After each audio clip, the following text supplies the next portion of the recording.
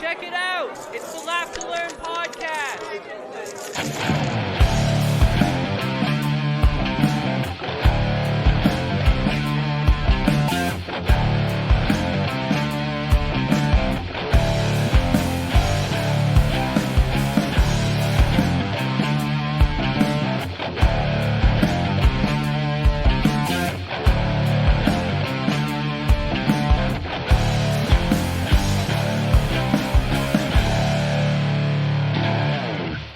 What is going on, everyone? Welcome to the Laugh to Learn podcast, your weekly source for a fun spin on all the things you need to know about the entire world around. My name is Jacob Paveo, and I come to you from the Great White North each and every Wednesday afternoon, 1 p.m. Standard Time. And wow, is there a lot going on.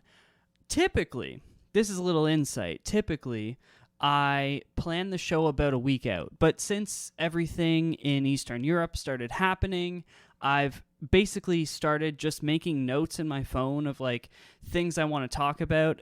But then like this week, when I'm sitting down to record, just all this crazy stuff is happening.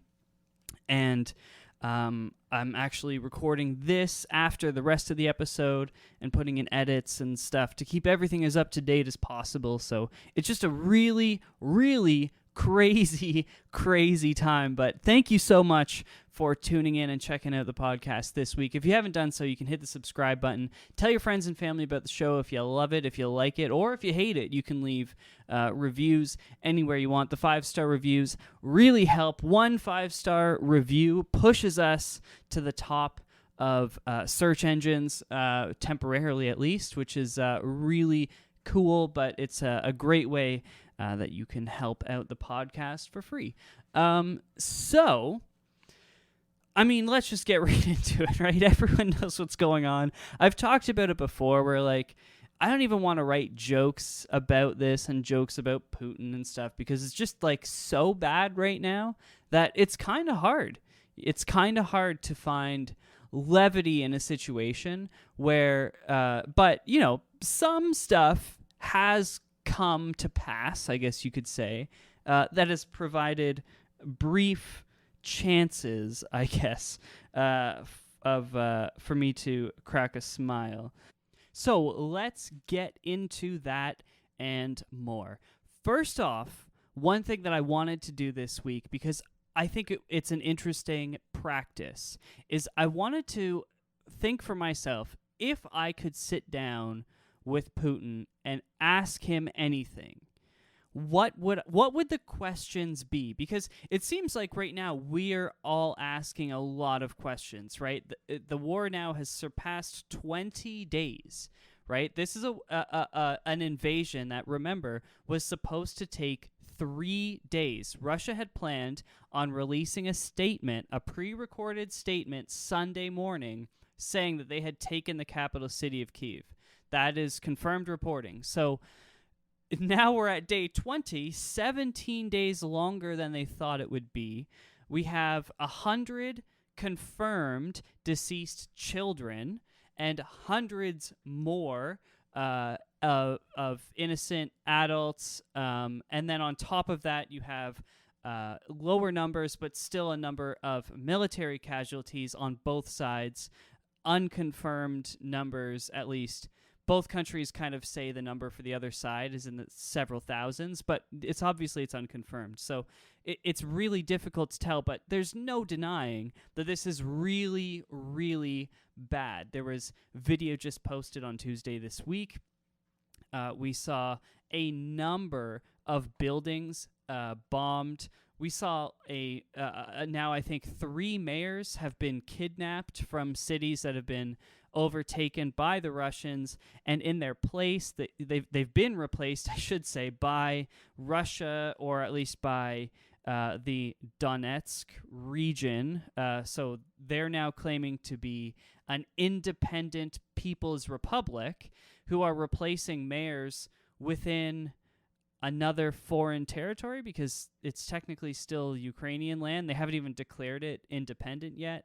But they're replacing mayors over there with people who support the Donetsk region. It's so strange because this is something that I think is actually interesting to discuss, and it's sort of the first question that I would pose to Putin would be, what is the plan? And I think that's the question everyone's kind of wondering, but I want to really get that answer because it's quite clear that it was a lie up front when they said that they're not planning on capturing Ukraine. They're not planning on holding Ukraine. I think it's possible that Putin doesn't want to declare himself as the leader of Ukraine, and maybe that's what they meant by it, but they're already putting in Russian supporting mayors.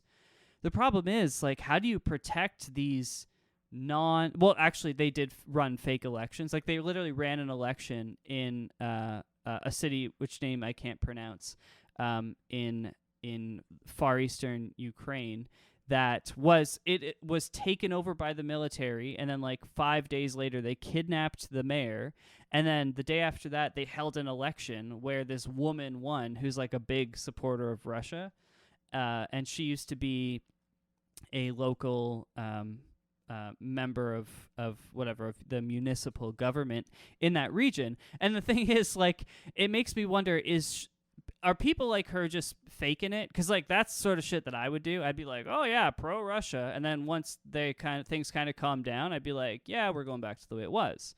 That's possible. Or is she 100% pro Russian? In which case, how is the Russian government going to defend her? Because once the military leaves these towns, which has to happen eventually, Russia is at this point, they are out of troops. They're calling in, they're trying to get, the rumor is 40,000 Syrian fighters. They've also brought in an unknown number of Chechnyan mercenaries, which are technically Russians, but they don't obviously fight under the Russian government. It's a separate organization that kind of does their own thing. And they have in the past had conflict with the Russian military, so it's very odd. I mean, it's not odd because Russia's out of people, but it's a weird thing to be relying on that Chechnyan force. And, of course, there's rumors that they've requested China support them militarily, but China had a meeting with the United States this week in which the U.S. basically told them that if you get involved, you're going to get the same sanctions. And this would be way more impactful, as I've been saying for weeks now, against China than it would Russia. China is all about the money. That's all they care about. And that's why we've seen these big changes in the relationship between China and Russia so far, China going so far as to declare this a war, or not declare it a war, but call it a war, which Russia is adamantly trying not to do. So, what is the plan with this area that your military has taken over? Because it seems quite clear that they can't occupy it. You have over 40 million armed citizens in the country who are anti-Russia.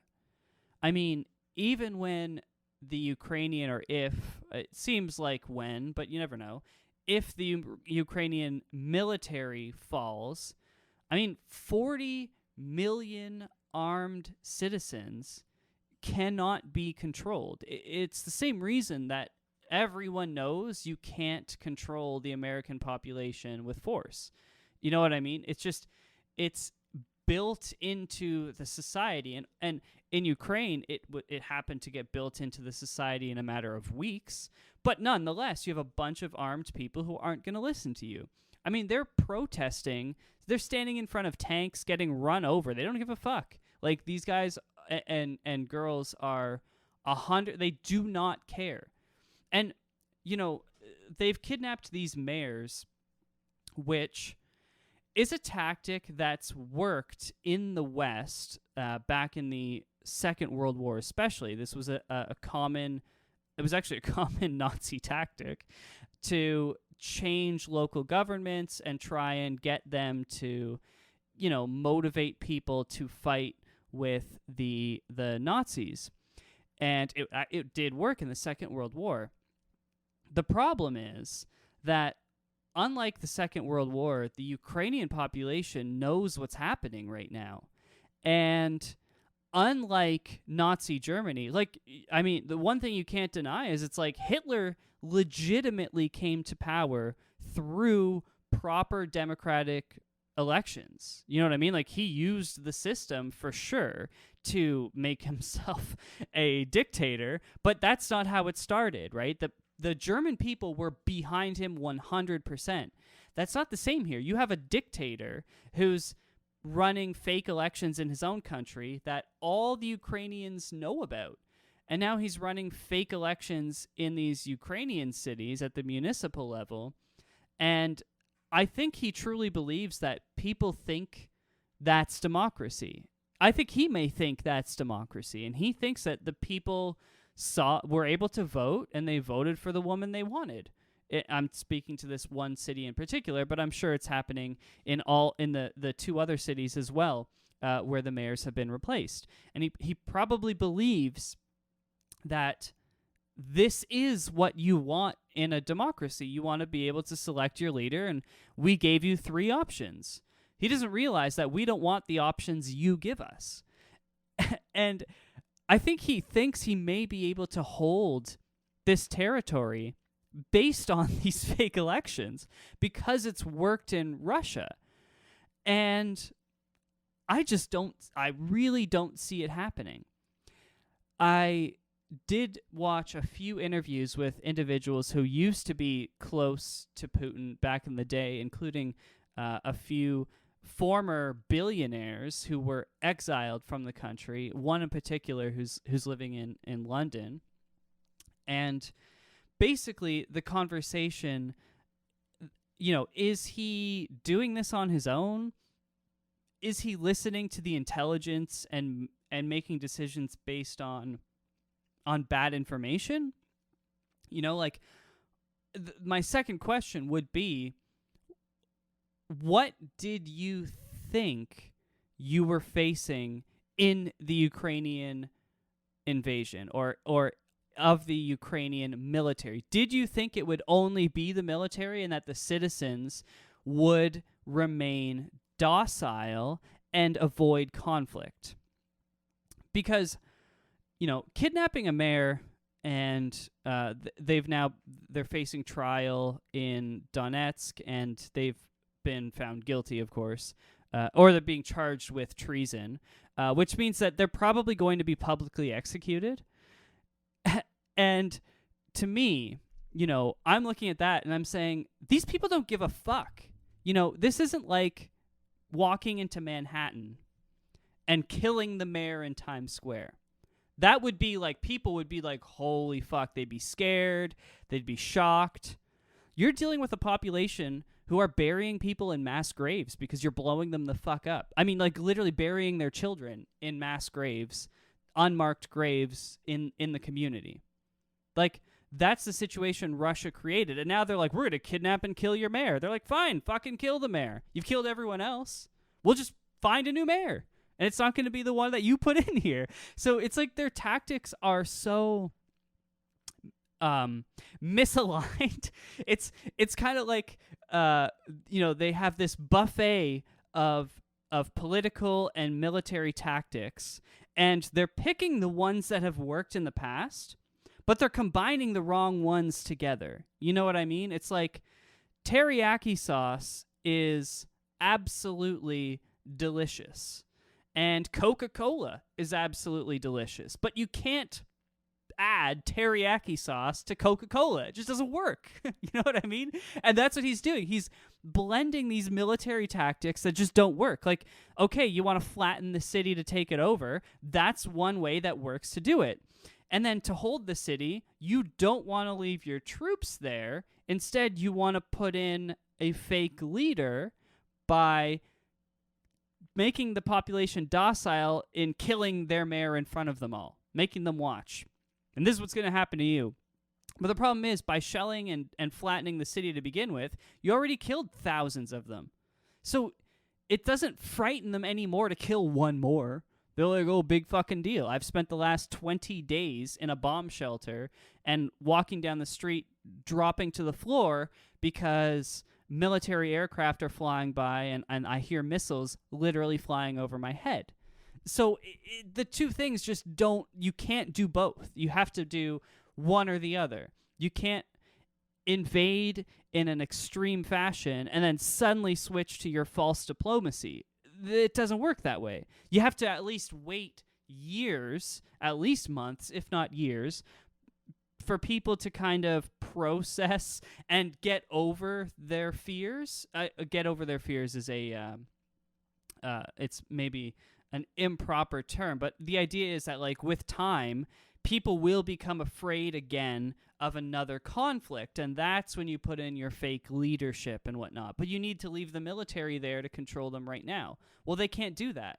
So instead, they just skip ahead, 12 or 18 months and put in a fake leader right now. But the population is, at the moment, not afraid of war. They're not afraid of death.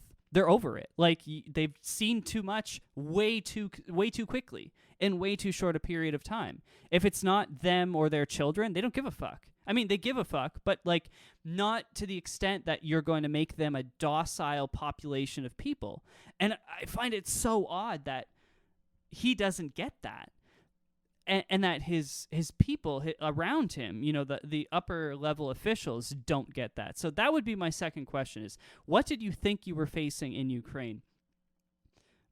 Perhaps he thought it was just the Ukrainian military and the people would just chill out and they'd be scared and hide in their basement and stuff, which, by the way, that's what the Russian people have been doing for years. And that's why, like, there's this new term being thrown around, Russophobia, that they're saying the U.S. are peddling Russophobia, and that's how I'm Russophobia, however you want to pronounce it. But it's obviously, you can figure it out, but it's like the fear of Russian people and whatnot, and they're trying to create anti-Russian sentiment in the West. No, you created that yourself. And I mean, I'm just going to be honest with you. I'm sick of hearing people say, oh, we can't blame the Russian people. Yes, the fuck we can. If Justin Trudeau tomorrow went down the street fucking ass naked and slit the throat of 6 people, you could blame the Canadian citizens for fucking electing him. And we would be like, wow, we really fucked up this time, right? But because it's Russia, it goes back to the concept of soft bigotry of low expectations. We put low expectations on the Russian people because they made victims of themselves by not cutting the head off their leader. And I mean that quite literally. They've created this victimization of themselves. And it's like, you can't do that. You have to figure it out. You have to figure this shit out and do it yourselves. It is you, your citizens are the ones fighting in this military. 1 million of you are enrolled in the military. And you could say, we have to be. But it's like, yeah, and if the Canadian government knocked on my door and was like, we need you to serve in the military, and I was like, oh, you're going to send me to, like, murder innocent Ukrainians? Fuck you. What are you going to do? Kill me? Like, okay, I'm probably going to die over there anyways. Fucking kill me now. I'd rather die at home. You know what I mean? It's just like, you have to take stands at a certain point in time. And we're not requiring that of the Russian people by people continually being afraid to say that it is the fault of the population for the government they have. Now, there are certain places in the world where this is not true. And I'm talking China, North Korea, some Middle Eastern countries such as Iran. These are places that have unelected leaders who also you have no ability to gather as a collective and fight against that. I mean, like in China, there just is no way because of how repressed the population is. North Korea, even more so. Iran, similar to China, where you could see it happening, but it would be like a huge fight. You know what I mean? Like a huge fight to get them out, and it's so deep in the culture. In Russia, literally until last week, citizens were able to have access to news. They had open access to Western websites and media. They knew what was going on. They knew their government. They were able to form these groups online, and they could have done something about it. And it's only getting harder. And the longer we give excuses for any population, that includes China, North Korea, and Iran and Cuba and Venezuela, the longer, and shout out to Venezuela because they almost got Maduro last 2 years ago now. But that's the thing, is you have to do that shit, right? Look at the United States. They did that, right? They literally did that. They literally fought the English to take over the country. Like, that's what they went ahead and did. They were like, no, get the fuck out. The Revolutionary War, right? Like, this is our land now. You're gone. King, no longer welcome here. That's what they did. And at a certain point in time, we have to expect more of the population. And I think because the West doesn't expect more of Russia, the Russian citizens don't expect more of the Russian people, I should say. Russian citizens don't expect more of their leaders, and then their leaders have learned in a false way that that's how people react to things. People are just going to follow what you do. And it created this fallacy in the mind of the leadership in Russia that that's how people react. And it's funny because you can tell that even the Chinese leadership realizes how dangerous democracy is. Like, they realize it. I don't think Russia realizes it. I don't think the Russian leadership realizes how dangerous true democracy is to what they do. They think what they have is real democracy. I actually believe that. And I think they actually believe that. And that would be my third question, is like, how do you rank your democracy against other nations? Do you think you are, I guess you could say, competitively democratic? You know, do you think the U.S. is as controlled by a small group of people as Russia is? And I bet you he thinks that's the case. Which, like, I mean, it's so clearly not. Barack Obama was elected president. We're at 14 years ago now for the first time. Like, a poor black guy from Chicago who became a legal professor at Harvard was elected to president of the United States. It's just like, no, that would never happen in Russia. He would never have been elected to Senate in the equivalent in Russia, right? Because he's fucking black. They'd be like, nah, I don't think so. Right? So it's like the whole thing, it just doesn't exist here like it exists there, and vice versa. So those would be the three questions that I want to ask Vladimir Putin. And yeah, and I've also covered a lot of what's sort of been going on, but Tuesday this week, President Zelensky of Ukraine spoke to the Canadian Parliament, which was a very impassioned speech where he laid out basically how would you feel about watching bombs fall in Vancouver, the Ottawa airport being bombed, children massacred in Montreal, the CN Tower being hit with Russian missiles. How would you react if you asked your friends to close their airspace or to help close your airspace? It was a very moving speech. Right afterwards, actually, Russia released a sanction and blacklist for people, and there are 13 Americans fully sanctioned and 370 Canadians blacklisted. So shout out to Canada because we are number one on the list, although Wednesday morning, the U.S. Congress is going to be hearing a speech from Zelensky, and there's a possibility that the Russians will be doing something after that. Actually, just throwing this edit in there, and the after the speech on Wednesday morning, there is no news yet. But if there is, I will let you know if Americans are added to that list. But yeah, never been prouder to be Canadian. We are the first country. 370 people have been added to the blacklist. I straight up once it was told on Twitter, by the way, the platform that Russian citizens are not allowed to use. It was posted on Twitter by the Kremlin's social media page. And so, of course, I replied to every language version of it asking them to sign me up, because fuck that. You can sign me the fuck up. Your hackers can find me, blacklist me from entering Russia. Just throw me on the list, because I'm never coming. So that was really cool to see, actually, that Canada was the country that they identified first to put all of our politicians on the list. Possibly also motivated by the fact that we share such a significant border.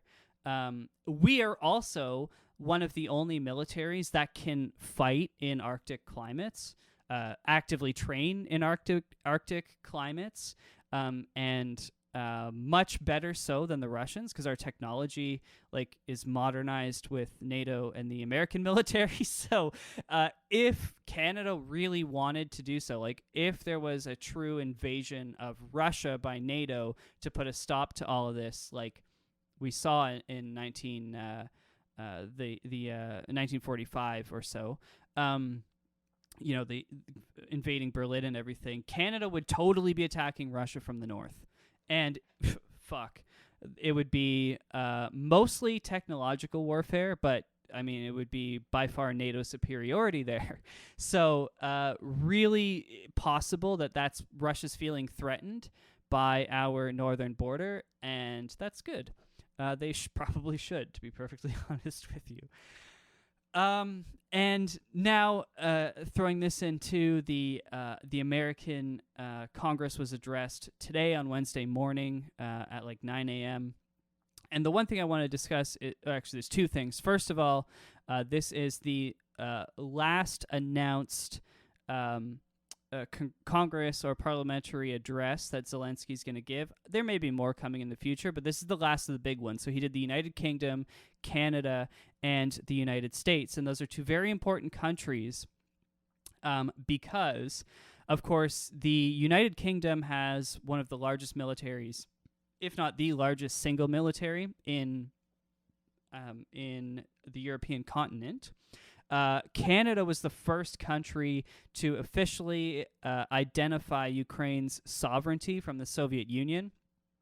Canada also has the largest Ukrainian population outside of Ukraine itself and Russia, so that is also extremely significant. We have over 1.1 million Ukrainian people of Ukrainian descent,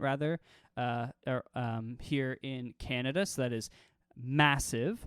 And then, of course, the United States, being the leader of NATO, they were the third country that he addressed. And Zelensky did two things in this that were really big. First of all, he played a video showing a lot of content that American news agencies have not shown. Not that they're not allowed to, but they haven't for censored, for audience reasons. And I'm sure there's going to be a whole lot of complaints, but straight up, dead kids, people being treated by medics, old people falling down, people missing limbs, children with severe burns and bandaging in hospitals, everything that is going on, but shown in extremely graphic detail. They included the family, the mother and her two young children that were killed at the side of the road in Russian shelling when they were supposed to be in a protected corridor. They actually stayed on that image for about 4 seconds, which is, there's a reason they did that. They also showed young babies who have died, covered in blood, extremely graphic. But it's real. And American news agencies haven't been showing it, and the Ukrainians know that they're going to see this video. It's going to be shown everywhere, and I'm sure you'll see, Anderson Cooper will be like, this is potentially graphic, so look away if you want, and then that's going to make more people look. But it was extremely moving. It showed people being buried in mass graves, which even I've been covering this a lot, I have not seen at all. I've seen no videos. I've seen the image of the filled graves, but I've seen no video or images from Ukraine of actually the mass graves being filled with bodies, and they showed a number of children being placed in mass graves around the country. So that's what it focused on, was children and seniors, which it should. Yeah, it was exceptionally moving, all about trying to get them to close the airspace. But the most interesting thing of all of this is he closed the address in English, and he has not spoken in English to any foreign government publicly. So we know that Zelensky speaks English. His English is fairly decent, enough so that he can speak in English to our leaders and whatnot. So he's been giving addresses in Ukrainian, probably because he also wants them to be understood by the Ukrainian population, as well as a number of people in Russia, if it does get through to the Russians. Or the Ukrainian Russian population, I should say. But he closed this address in English, pleading for the American government to, first of all, close the airspace, and then adding, if they can't do that, he wants a specific missile defense system from the United States, which I believe is going to happen. I really do think so. I think they're going to use it over the humanitarian corridors. The issue is right now, it's unclear if the Ukrainian troops have been trained in how to use this guided missile defense system. It can't be used defensively. It's only a defensive system. But if they haven't been trained, then you need to have Ukrainian troops entering Poland for training. And it's unclear how Russia would view that. It's unclear if NATO would want to do that. But you also can't have American or allied troops who are trained with the system going into Ukraine to teach them how to do that. Maybe they can train them remotely, I don't know. But that's kind of where we're at. But I do think we are going to see significant weapons defense systems sent to Ukraine. There have been, I think, I calculated over $10 billion in weapons packages from multiple different nations and groups of nations being sent through Europe, primarily NATO and the European Union, of course, although a few South American countries have sent small amounts of weapons. But this really is NATO and the European Union, non-NATO European Union countries, really supplying Ukraine with as many weapons as they can because, as I said, Russia's out of troops. So when it comes to people are saying is Russia going to attack Poland? Well, the only thing that they can threaten NATO with is nuclear weapons, and because they're literally out of troops. And yes, they can conscript, about 1 million people in their country. That's 500,000 conscripts. The problem is that NATO has 1 billion residents. Think about that, right? So if Russia does attack Poland, it could be some nuclear exchanges or whatever, but man, it's just your forces are so depleted already. They're so small. They're so inept in one non-allied country without a modern military. This is a country that was trained in 4 years by our allied forces. And I think, I really think that Putin and the Russians who know what's going on have to be seeing this and going even if they wanted to invade all of NATO, they have to be realizing that is really not an option. It can't happen. I mean, you could try and destroy the world, but that's the only thing you can try and do. Really, just being blatantly honest about it. There's nothing more you can do. You can't take over this land like you probably thought you could. So we're in a really interesting point right now, and I thought it was really funny. So one of the things that they sanctioned here in Canada, there's a memorial being built in Ottawa for survivors of communism, specifically against the Soviet Union, and they blacklisted all donors and the board members involved with setting that up. So my next paycheck, I'm going to be sending a donation to that group, because anyone who Vladimir Putin identifies as someone he doesn't like, I like. So I'm going to be sending a donation to that memorial fund. And, continuing, as I've said, we are capitalists. We are democratic. We have the right to vote. We have the right to make money. Fuck the Russian economy. The Russian people should get the fuck out. I would if I were you. Because you just can't live somewhere. I would never pay taxes to that government. Like, that's the other thing. What, you think Ukrainians are going to start paying Russian taxes? There's no fucking way. They're all armed, man. It's just like, I don't get it, man. I don't know how you go from here. I would never pay taxes again.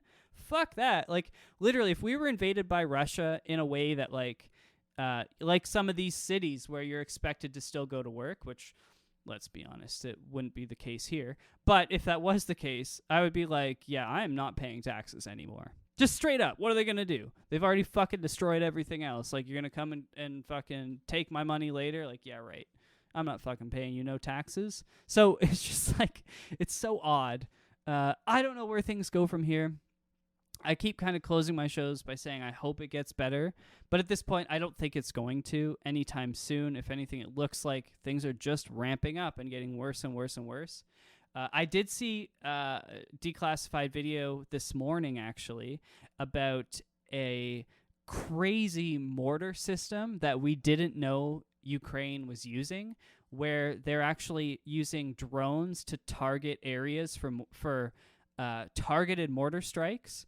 And they destroyed a group of about 40 tanks over yesterday at some point in time using this guided system that, like I said, we didn't know that Ukraine was using. So a lot of experts are really impressed by that. They seem to have developed it on their own or figured out a way to combine different software or whatever it is on their own. But yeah, it's it's ongoing. And I really hope that it gets better soon.